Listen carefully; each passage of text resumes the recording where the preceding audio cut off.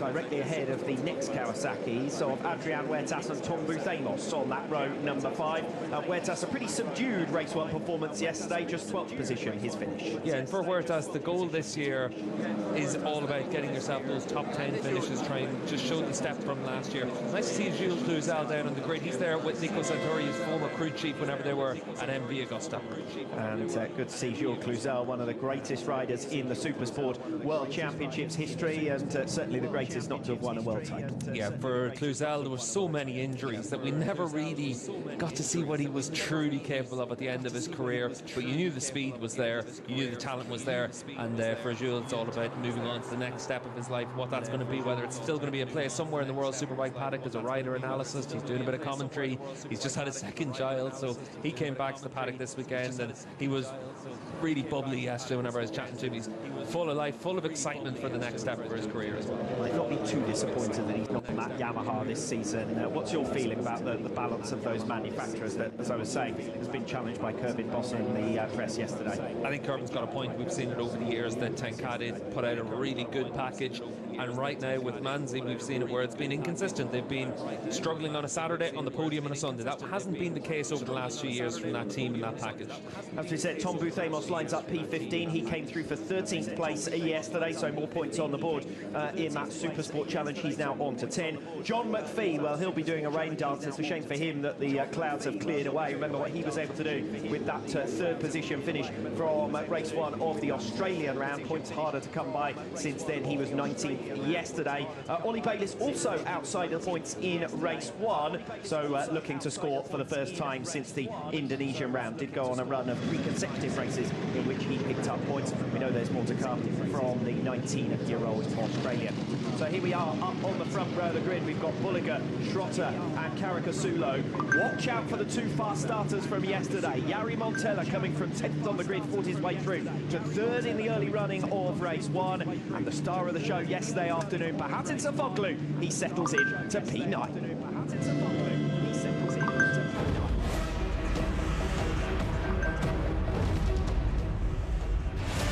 Aruba Ducati have already recorded perfect weekends with 5 wins out of 5 in Superbike and Supersport in Phillip Island and Assen, courtesy of Alvaro Bautista and Nicolo Bulliger. Given Bautista's recent form here in Barcelona, Bulliger might be the weakest link in the equation for another. Make no mistake, the number 11 is the favourite, but given the fine form of the MV Augustas yesterday, we could have a closer fight on our hands here.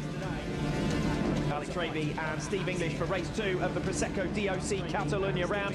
5 Yamahas in the top 8 on the grid, but they've looked on the back foot so far. Yeah, Yamaha haven't had it all their own way this weekend, or indeed this season in the championship, but now's the time for a challenger to emerge for Nicola Bulliga in front of the World Championship. 52 points is a massive margin to have at this stage.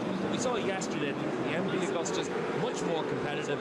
Expect Marcel Schrotter on his number 23 machine to be very strong in this race. He looks like he's out there on the softer compound X tyre, so maybe that's going to give him a little bit of an advantage, particularly now that it's a lot cooler than yesterday. 32 degrees, this is ideal track conditions for the Supersport class. It looks like Nicola Bulliga goes out there on the harder tyre, so we'll see if that is a little bit of a factor during this race. Is anyone able to do anything to make a difference in that fight against Nicola Bulliga? It looked like circumstances was the only thing that stopped us from getting potentially a 4-rider fight for top spot yesterday.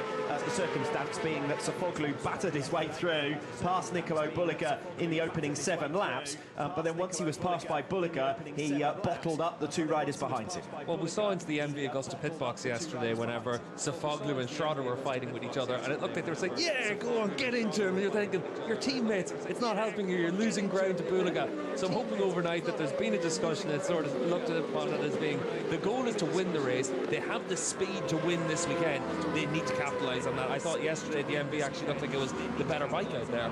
Now they need to take advantage of that. It looked so strong coming off the final turn and accelerating onto the straight. We saw Manzi having to make those lunges back into turn 1 to try and defend position. Well, this is what Kerbin Boss from Tenkate would have been getting annoyed about whenever he looks at the balance in between the different manufacturers.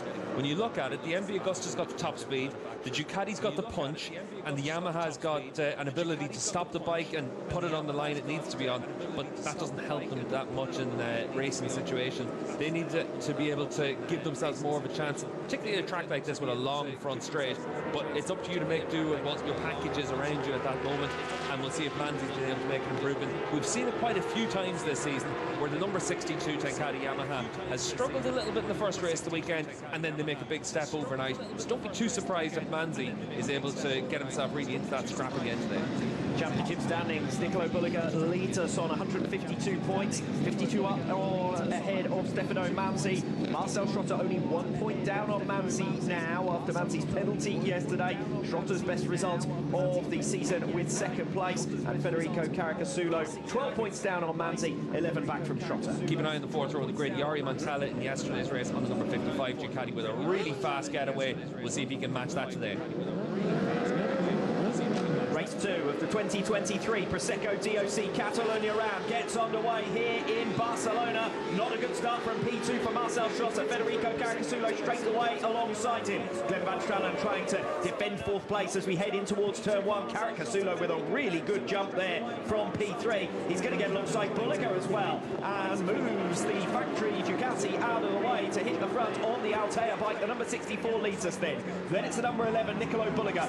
Schrotter eventually holds firm in third place, so that's good news for him because he looked pretty vulnerable initially off the line. Glenn Van Stralen holds fourth place. Good start for Jorge Navarro. He's up to P5. Valentin de Bees just coming around the outside of him now. Has so much speed there, de Bees, but it's much further to go. Try and set himself up for the inside now in towards turn 5, and de Bees is going to get alongside Schrotter here as well. Van Stralen's already passed him. De Bees has passed him as well. Still off the racing line. Navarro's going to try and come past. Can't quite get there. So not a good opening lap for Marcel Schrotter. Eventually he's punished and drops down to 5th. Yeah, Schrotter got hung out dry. Didn't actually make a bad start. It's just that the Ducatis are much stronger off the line, but now he needs to recover from that 5th position with de Bees in front of him. Glenn Van Stralen attacking early on. He started 5th position on the grid. He's up to 3rd, and he's looking menacing on the tail of Nicolo Bulliger. Bulliger in turn looking to the inside of Caricasulo under heavy braking towards turn 10, and Bulliger recovers top spot. Caricasulo now with the cutback moves Bulliger out of the way. Bulliger will lose 2 positions. Caricasulo momentarily out of the seat as well. Van Stralen up to 2nd. Bulliger with the inside against de Bees. Good to see the GMT 94 man challenging for the podium places again. And that's where you see the strength of that Yamaha. He's been able to make 2 moves around the outside. He's got a good chassis, it's good feeling for the riders, and he's able to take advantage of it.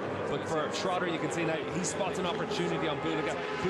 There's blood in the water around him now. You've got an attack at this stage. Yes, everyone wants to punish Bulliger and push him as far back as possible because they know he is the strongest man. It's a different Ducati leading the way of Federico Caricasulo at the start of lap 2. Glenn Van Stralen looking to the inside of him now. Here goes de Bees as well, putting in his challenge. Bulliger working hard to defend. He's off the racing line, and Boughton Sofoglu might even be able to come through. Sofoglu early on, straight up to 6th position, got the better of Jorge Navarro, and Bulliger for the moment holding station. Schrotter then has made 1 place, back up into P4 as Glenn Van Stralen now goes alongside Federico Caricasulo. Where did he get that turn of speed from? Coming off turn number 3.